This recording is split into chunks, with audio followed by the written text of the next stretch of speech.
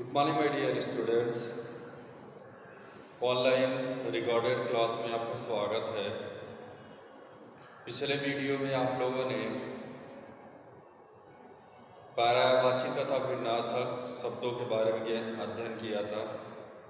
आज आप लोग उससे आगे बढ़ेंगे और एक नवीन पाठ का अध्ययन करेंगे। आज का जो नवीन पाठ है वो है अनेक शब्दों के लिए एक शब्द। अनेक शब्दों के लिए एक शब्द। सिलेबस मैं आपको भेजा हूँ, उसमें सारा लिखा हुआ है कि कहाँ से कहाँ तक विलोम पढ़ना है, कहाँ से कहाँ तक पर्यायवाची पढ़ना है, कौन सा, उसको आप लोग एक बार ध्यान से देख लीजिए। अगर आपको सिलेबस नहीं मिला, कोई दिक्कत हो रही तो मैसेज करिए, मैं फिर सिलेबस भेज दूँगा आपको। अब आइए हम लोग एक नवीन पाठ का अध्ययन करते हैं। हमारा नया पाठ है पाठ 18। पाठ 18 अनेक शब्दों के लिए, अनेक शब्दों के लिए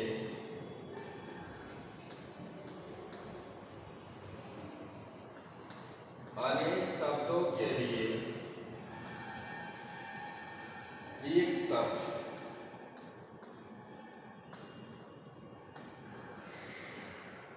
तो सबसे पहले हम विचार करते हैं अनेक शब्द क्या होता है।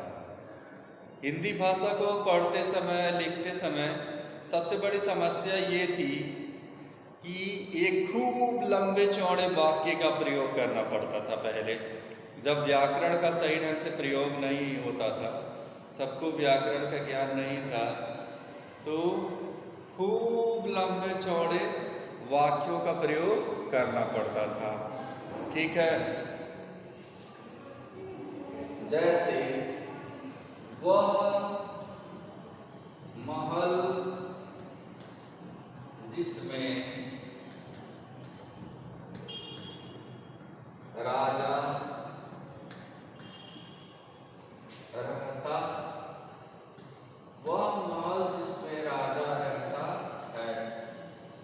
तो वह महल जिसमें राजा रहता है एक नया शब्द है, एक पूरा बड़ा सा वाक्य है, कितना बड़ा। तो इसके लिए अनेक शब्द हो गया। तो व्याकरण में एक छोटे शब्द का निर्णय, इसके लिए एक छोटे शब्द की व्यवस्था की गई, जिसको हम क्या कहते हैं, अनेक शब्दों के लिए एक शब्द कहेंगे। देखिए कितने अनेक शब्द हैं यहाँ, इनके लिए एक छोटा सा शब्द प्रयोग में लाएंगे और लिखेंगे राजमहल। तो यही है वह घर जिसमें रसोई बनती है, वह आदमी जो विद्यार्थियों को पढ़ाता है। कितना बड़ा सा वाक्य है। तो उसके लिए हम एक छोटे से शब्द का प्रयोग करते हैं, अध्यापक। वह महल जिसमें राजा रहता है, राजमहल। वह वस्तु जिससे लेखन किया जाता है, कलम। तो इसी तरह से अनेक शब्दों के लिए एक शब्द का जो प्रयोग किया जाता है उसी को अनेक शब्दों के लिए एक शब्द कहेंगे। इससे भाषा सुंदर हो जाती है, पढ़ते समय लिखते समय संक्षिप्तता आती है और सुंदर लगता है बोलने में। जैसे आप कहेंगे कि वह चीज जिसको पढ़ा जाता है, तो पढ़ा जाता है तो क्या होगी, किताब होगी। तो इस प्रकार से एक लंबे चौड़े अनेक शब्दों के लिए छोटे शब्द का प्रयोग करके हम किसी भी वाक्य को सुंदर बना सकते हैं, अच्छा बना सकते हैं। तो आपकी परीक्षा में इस बार सिलेबस भी आपके पास होगा, देखिएगा 16 to 13, 16 to 13 16 to 30 ये जो है आपका 16 to 30 अनेक शब्दों के लिए एक शब्द आपका कॉपी में लिखना है और आप लोग कॉपी में इसको नोट कर देंगे। मैं पढ़ के सुना दे रहा हूँ, आप लोग ध्यान से सुनिए। पहला है जिसमें कोई गुण न हो, निर्गुण। जो कम बोलता हो, मितभाषी। जो अधिक बोलता हो, वाचाल। नीचे लिखा हुआ, निम्नलिखित। जानने की इच्छा रखने वाला, जिज्ञासु। जो पुराने विचारों में विश्वास रखता हो, रूढ़िवादी। सप्ताह में एक बार होने वाला, साप्ताहिक। कम खर्च करने वाला, मितव्ययी। मितव्ययी, मितव्ययी, मितव्ययी। जिससे कोई परिचय न हो, अपरिचित। जिसमें स्वार्थ की भावना हो, स्वार्थी। वर्ष में एक बार होने वाला, वार्षिक। जो नष्ट होने वाला हो, नश्वर। जो कभी न मरे, अमर। जल में विचरण करने वाला, जलचर। जमीन थल पर चलने वाला, थलचर।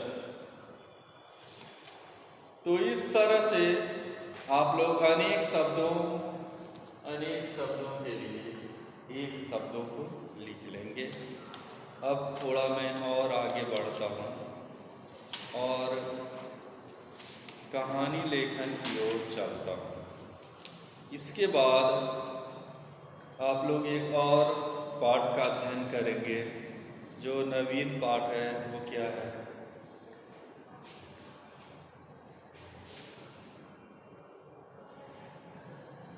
इसके बाद जो नया पाठ है आपका वो है पाठ 22, कहानी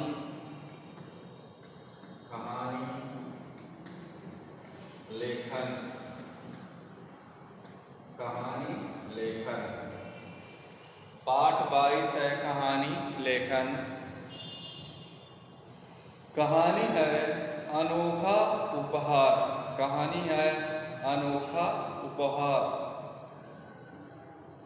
तो प्यारे छात्रों, कहानी क्या है पहले थोड़ा सा समझिए। कहानी हमारे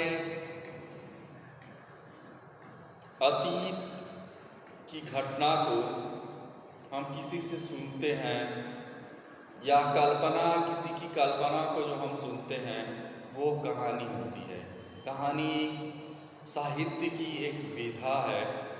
विधा मतलब मीडियम है, माध्यम है, जिसके द्वारा स्वच्छ मनोरंजन प्राप्त होता है। आप लोग जानते हैं कि संसार में अनेक महापुरुष पैदा हुए जिन्होंने अपने जीवन में अनेक महान कार्य किए। तो उनकी प्रेरणा का जो स्रोत था वो किस्सा, कहानी ही उनके अध्ययन का माध्यम था। माताएं जो थी वो पहले बालकों को बचपन से ही प्रेरणादायक कहानियाँ सुनाती थी। उन कहानियों का जो फल है बालक के भविष्य के जीवन पर पड़ता था। जो बालक है उन कहानियों से प्रेरित होता था और भविष्य में अच्छा काम करता है। जैसे एक उदाहरण देखिए, एक छोटा सा बच्चा है, सभी लोग डरते हैं और उस बच्चे वो सब लोग कहते हैं कि इस घर में भूत रहता है, कमरा में अंधेरा होने के पर लोग कहते हैं भूत रहता है। लेकिन उस बच्चे को बचपन से बताइए कि भूत प्रेत कुछ नहीं होता है। अगर कमरा में अंधेरा हो जाता है तो कोई बात नहीं, डरना नहीं चाहिए। कमरा में कुछ भी नहीं रहता है, सिर्फ अंधेरा हो गया है, अंधेरा में कोई तुम्हारा कुछ नहीं कर सकता। तो बच्चे के अंदर क्या होगा? आपके अंदर, उस बच्चे के अंदर आत्मविश्वास की भावना जागृत हो जाएगी। वो डरेगा नहीं। तो माताएं जो थी वो बच्चों को ऐसी ही प्रेरणादायक कहानियाँ सुनाती थी जिससे उनके बच्चे वीर होते थे। उनको अच्छी सच्ची बातों पर आधारित परियों की कहानियाँ सुनाती थी, नेकी की कहानियाँ सुनाती थी, दया की कहानियाँ सुनाती थी जिससे उनके अंदर दया की भावना जागृत होती थी। आज क्या है, हम टीवी देखते हैं, एक आदमी स्क्रीन पे आता है, 14-15 आदमी को गोली मार देगा, सबका खून बहने लगेगा। बच्चा देख करके बैठा हुआ टीवी लेके चिप्स खा रहा, अरे हाँ खून बह रहा, कोई बात नहीं है, रंग पोता होगा। तो उसके अंदर हिंसा की भावना जो है वो उसके अंदर क्या है, दया की भावना धीरे धीरे खत्म हो गई है। वो देख रहा है एक आदमी है, दूसरा आदमी बदमाशी कर रहा है, उसको जान से मार दे रहा है। तो हिंसा की भावना जो है उसके अंदर धीरे धीरे एक तरह से उसके अंदर इस तरह की चीज़ों को सामान्य ढंग से ले रहा है। आगे चल के वो हिंसा कर भी सकता है क्योंकि वो उसको बहुत ही साधारण रूप में ले रहा है। तो इस तरह से जो किस्से हैं वो हमारे जीवन पर अमिट छाप छोड़ते हैं, किस्से हमें प्रेरणा देते हैं। इसलिए अच्छी सोच और अच्छे मोरल वाले कहानियों को हमें पढ़ना चाहिए। तो आइए मैं प्रकरण पे आता हूँ। आपको अनोखा उपहार नामक कहानी पढ़ना है जो आपके पुस्तक में पृष्ठ संख्या 100, पृष्ठ संख्या पेज नंबर 100 पर है।